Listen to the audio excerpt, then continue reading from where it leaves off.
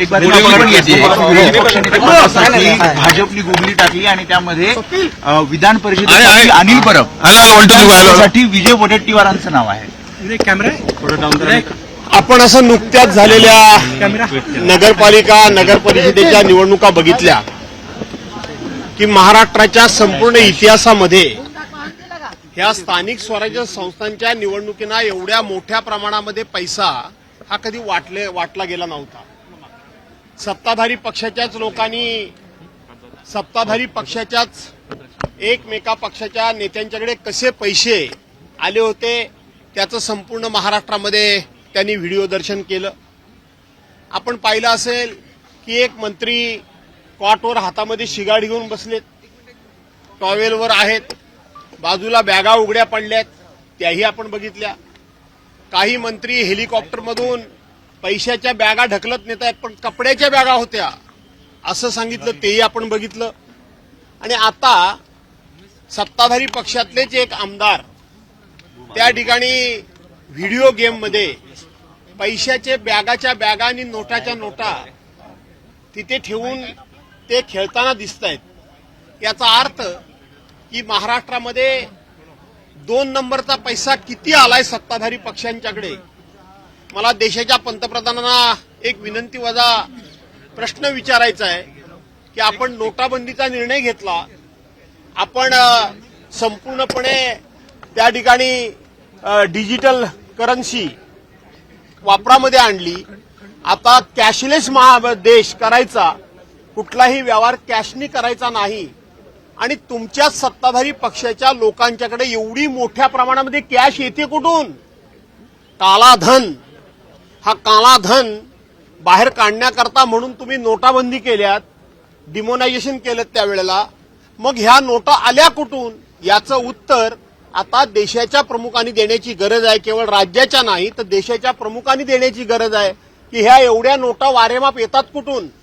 आणि म्हणून ज्या वेळेला काळा पैसा बाहेर काढण्याकरता म्हणून आम्ही 1000च्या 2000 रुपयाच्या नोटा बंद केल्या म्हणून सांगितल्या, त्याच वेळेला देशामध्ये काही लोकांना संशय आला होता की 1000-2000 रुपयाच्या नोटा बंद करण्याचं नाटक केलं जाईल आणि प्रत्यक्षपणे या देशामध्ये प्रचंड प्रमाणामध्ये हा पैसा हा बाहेर येईल आणि तो आता यायला लागलेला. गुलाबराव पाटील यांनी म्हटलं होतं की नगरविकास खात्यामध्ये माल आहे, त्याच्यानंतर हा कॅश कार्ड घोटाळा अंबादास दानवेंनी ट्विट करत पोस्ट केलेला आहे.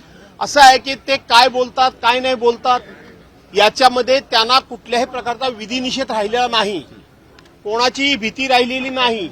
सामाजिक बांधिलकी आणि समाजाचं एक प्रकारचं जे बंधन असतं नैतिकतेचं, ते नैतिकतेचं पूर्णपणे अधप्पन झालेलं हे सरकार आहे आणि म्हणून अशा प्रकारची वक्तव्य सातत्यानं सरकारी पक्षाकडून असतात. मांडला जाणार कारण अशा प्रकारे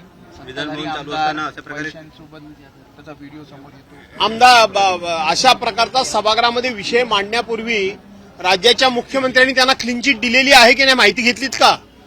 कारण असे विषय चर्चेला येण्यापूर्वी राज्याचे मुख्यमंत्री प्रत्येकाला क्लीन चिट देऊन मोकळे होतात, प्रत्येक गुन्हेगाराला पाठीशी घालण्याचं काम करतात, प्रत्येक अत्याचाराला त्या ठिकाणी कुठल्याही प्रकारे अत्याचार झालेला नाही असं म्हणून एक प्रकारे तपास यंत्रणेच्या तपासावर ते बंधनच घालतात, किंबहुना समोरच्या माणसाला ते पूर्णपणे क्लीन चिट देऊन तो तपास भरकटवायचा प्रयत्न करतात. त्यामुळे सभागृहामध्ये हे विषय काढायला काढणार, परंतु काढून त्यातून फार काय हाताला लागेल असं नाही. संतोष देशमुख हत्या प्रकरणाला 1 वर्ष झालं, आणखी काही निर्घृण फोटो जे आहेत ते समोर आले. संतोष देशमुख हत्या प्रकरणाच्या संदर्भानं अजून म्हणावी तशी कारवाई झाली नाही. असं आहे की संतोष देशमुखांची हत्या ज्या निर्घृणपणे ज्या निर्दयपणे झाली त्याच वेळेला आम्ही सांगितलं होतं की हा सगळा तपासाचा फार्स केला जाईल, कारण सत्ताधारी पक्षाच्याच एका नेत्याच्या भोवती त्यावेळेला आरोपाची राळ उठली होती.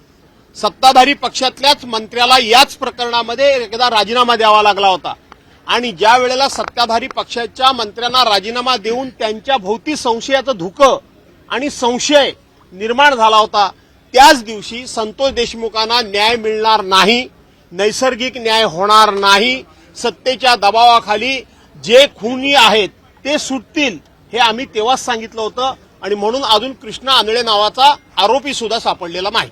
विजय वडेट्टीवार यांना विरोधी पक्षनेतेपद दिलं जाईल अशी चर्चा सुरू झालेली आहे. तुमचा पाठिंबा असेल का त्याला? काय तुम्ही देणार आहात का?